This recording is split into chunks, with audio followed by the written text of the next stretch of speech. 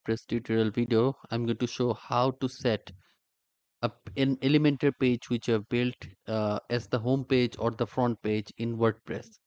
Okay, currently you see that the front page by default in WordPress or in my WordPress website is this.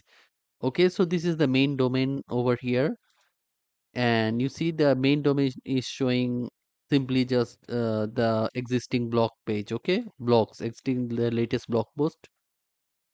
So what I want to do, I have a page over here. Okay, I have a page like this. Okay, so this is the page I've made with Elementor, and I want this page to show up as the front page in this main domain, not as a link, following link like this. Okay, to do that you need to go to the website dashboard. Okay, website backend. Okay, go to the website dashboard like over here. Okay, after you do that, you need to scroll down, go to settings, and then go to reading. Okay, and then over here you see your home page displays, it is set to your latest post.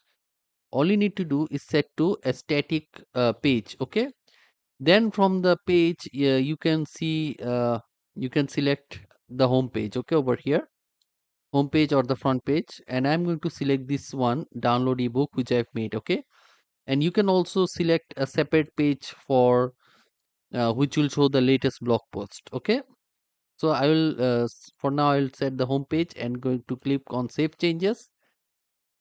Okay, now if I go back, and this is the main domain name over here, if I reload this page, okay, it is not saved, I will save changes.